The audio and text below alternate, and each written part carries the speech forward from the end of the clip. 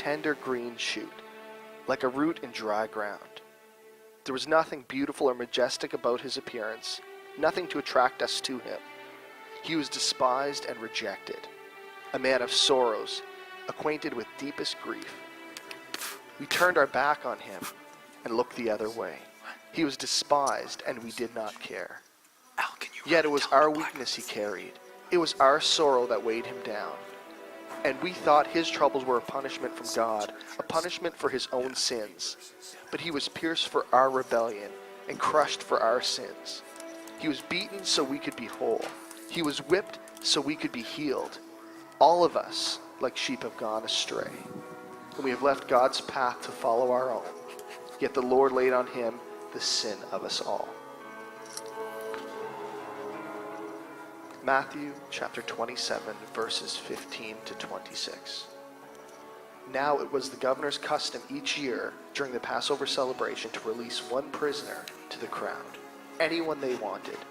This year there was a notorious prisoner, a man named Barabbas. As the crowds gathered before Pilate's house that morning, he asked them, "Which do you want me to release, Barabbas or Jesus, who is called the Messiah?" He knew very well that the religious leaders had arrested Jesus out of envy. Just then, as Pilate was about to sit on the judgment seat, his wife sent him this message: "Leave that innocent man alone. I suffered through a terrible nightmare about him last night."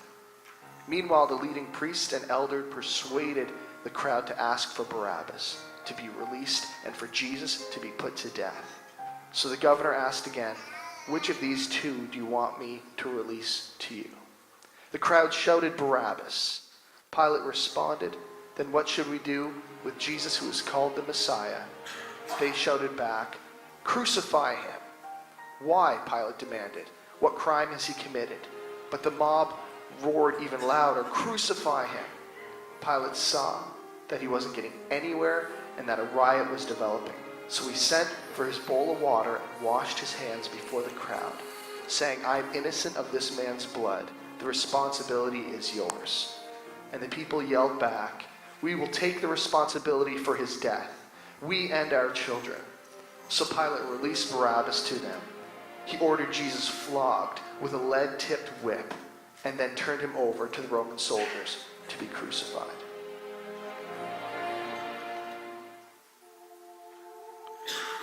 They're crucifying him. Barabbas. They're crucifying the man that took your place. Not that you should be crucified, but they're crucifying him. Do you hear them? The crowd. They're crucifying him. There was a hole in between our cells, and I could look in, and I saw everything they did to him. The crowd's getting awful angry. We need to go. We need to get out of town. Do you hear them? The roar? They beat him, they mocked him, they spit on him, and he never said a word. He never fought back. Listen, if you're not afraid of that crowd, you should be afraid of those Roman soldiers. We've seen their cruelty firsthand. We know what they're all about. We need to get out of here. I'm afraid. You should be afraid. Why aren't you afraid? Why aren't you doing anything? Why are you just sitting there? Did you see him? Did you see his wounds, his back? That crown of thorns? Listen, we need to get out of town right now. I'm afraid. I'm scared. Listen, I know somebody that can patch up your wounds. We can get back on with our life. We can get back to what we were doing. We just need to get out of town. So you need to get ready. So pack up your stuff and let's go. I mean it. I'm afraid, so we need to go. Come on. I'll carry you if I have to carry you. Stop talking! Just give me. Maybe you're right. Maybe he did take my place. You know what? He took my place. And this changes everything.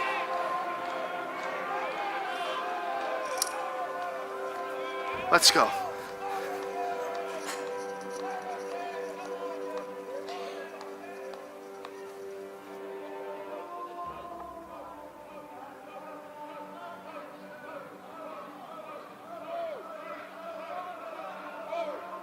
John chapter 20, verses 3 to 10. Peter and the other disciple started out for the tomb. They were both running, but the other disciple outran Peter and reached the tomb first. He stooped and looked in and saw the linen wrappings lying there, but he didn't go in. Then Simon Peter arrived and went inside. He also noticed the linen wrappings lying there, while the cloth that had covered Jesus' head was folded up and lying apart from the other wrappings. Then the disciple who had reached the tomb first also went in, and he saw and believed. For until then they still hadn't understood the scriptures that said Jesus must rise from the dead. Then they went home.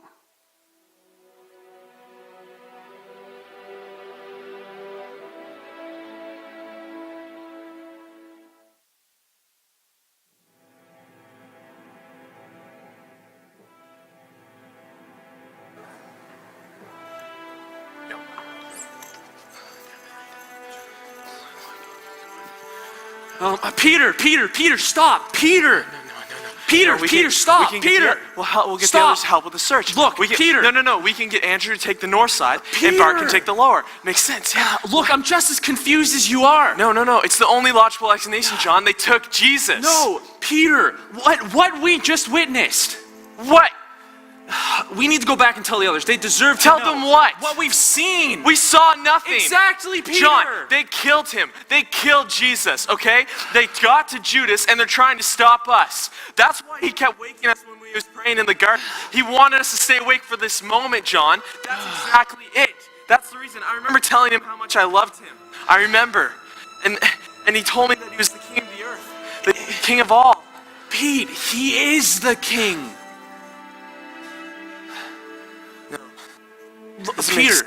Peter, look, when we were at the tomb, I remembered something that Jesus said. Linens, they're just lying there. Why are you so naive? Stop limiting your mind to that one conclusion that he's just gone. Everything was leading up to it.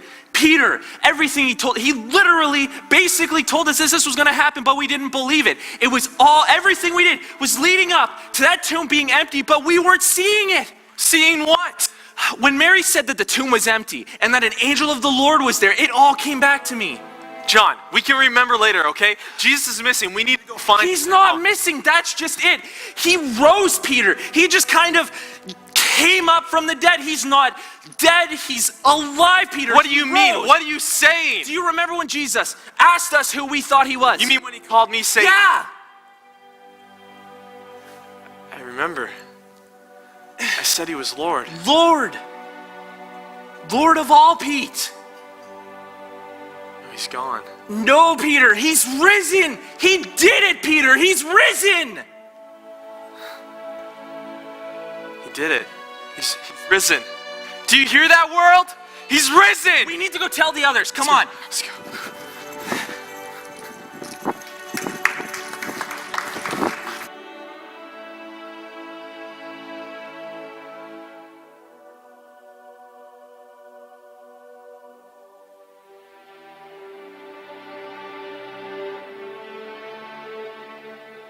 Luke chapter 24, verses 13 to 15. That same day, 2 of Jesus' followers were walking to the village of Emmaus, 7 miles from Jerusalem.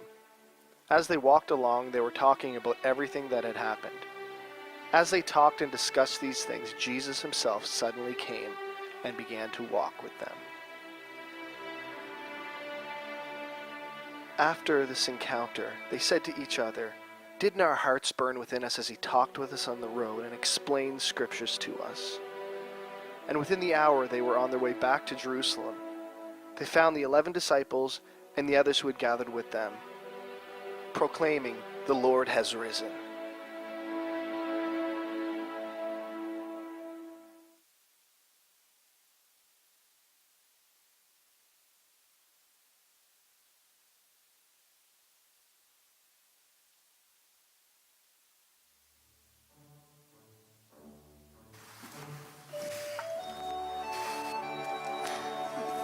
No, I'll tell the story. I remember it like it was yesterday. What are you, Cleo, please? You don't even know what you had for lunch yesterday. Yeah. I had, Just wait for it. it was, We're waiting. Yeah. I had Okay, Patra, you're right. You better tell the story. Thank you.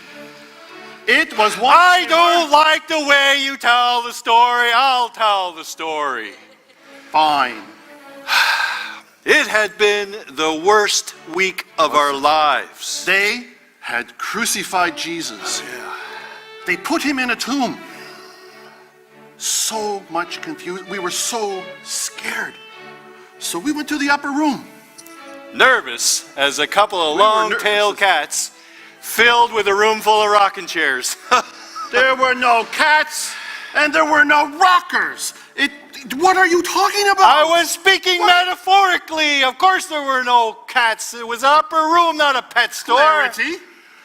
Oh, fine. We were scared. Because of what had happened. Yeah.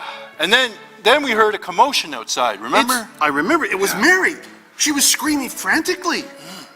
She burst into the room, yelling at the top of her voice, "He is risen! He is risen!" Now Yes. Mary, Sweet Mary, She, you know, salt of the earth Mary. yes. Mary can get sometimes a little Polite word. confused. Confused is good, yes. I remember leaning over to you and saying, "I think Mary, she went to the wrong tomb." I remember you saying that. They put the whole room into chaos, confusion. Confusing everywhere. So I remember saying to you, we'll just go home. Let's go home. It was about a 7-mile walk on the road to Emmaus. Yes, it was about. And on that walk, we were both walking and talking. Talking and walking. And then, do you remember? Oh, yeah. This man, he just appeared behind us. Yes, and I remember he looked at us and said, "Why the long faces?" I remember. I set him straight. I said, we cannot help that. That's the way we are made. He was speaking metaphorically. It wasn't clear. Oh. I remember that. He must have been the only man in Jerusalem. I think he was, because we said that to him. Are you the only man that hasn't heard what has happened? Yeah, I said, they crucified Jesus. They put him in the tomb. And now we can't find the body. And I said, we were hoping he Was the one. was the one. Then he said to us, "Why are you so thick-headed? Why are your heart so slow?" And again, I set that man straight. I said, we cannot help that. We are getting old and our hearts naturally slow down. And He was speaking metaphorically. I am so sorry. Just clarity, please. Ow. Then he went down through the books of Moses. And down through the prophets, pointing out in Scripture how this would happen to the Messiah. It was wonderful. Amazing. But then we came to a fork in the road. Oh, here we go. It was not, please, a moment. It was not a fork. Okay? There were no forks, spoons, knives, nothing in the road. I saw nothing to do with forks in a road. Fine, Patrick. We came to a part in the road which divided. Thank you, Cleo. So clever. Clarity. Much. Thank you. You're a good fella. I said to him, it's getting a little late. Why not come over and have a meal Yes. with us? Yes, I remember saying, my wife, she makes a makes a mean good- cobbler. Oh, yes, a mean cobbler. it is not a mean cobbler, Cleo. It's nothing mean about it. No, it's a good cobbler. It's a Of course it's a good cobbler. That's what I was saying. It's a good cobbler. Clarity. Anyways, he came. We shared a meal. He blessed the bread. Then he broke the bread. And I looked at you. Yes. And you looked at me. We knew. We knew who he was. It was the way he broke the bread. Yes. And then We looked up, he was gone. vanished. Oh, What a story. it was wonderful. I never tire of telling this story to It's a people. great story. I love it. He is risen. Yes, he has risen. How do you like them apples? Yes, how do you... Again, why are you trying to confuse people? It was a saying. There's no apple. Of course there's no apple. No apples. Be clear. Metaphor.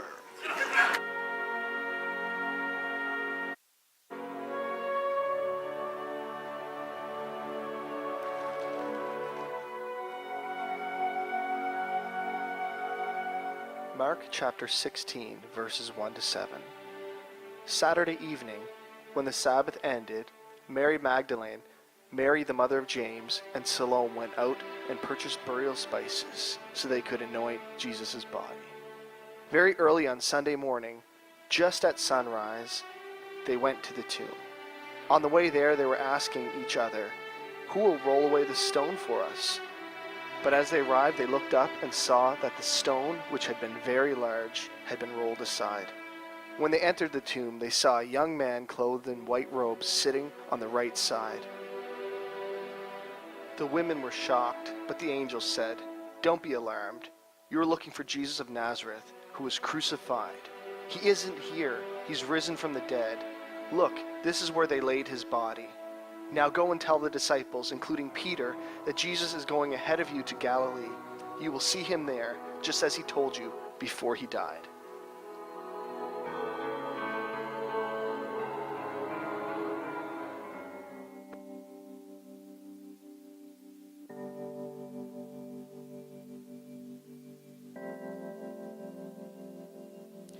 I don't even know how, but what would be the word for excited and terrified at the same time? Do you know? All I know is we were both of those things that day, and I ran faster than sandals ought to be able to carry you. We had to tell everybody what had happened. After Jesus was crucified, it was all over. Jesus was dead, so we hid in fear. I mean, were we wrong about him? We had to have been. I remember that morning, a small group of us women, we went to go prepare the body with spices and ointments. I mean, it was the least we could do. Even though none of this made any sense. For 3 days. It was the longest 3 days of my life. We were so afraid.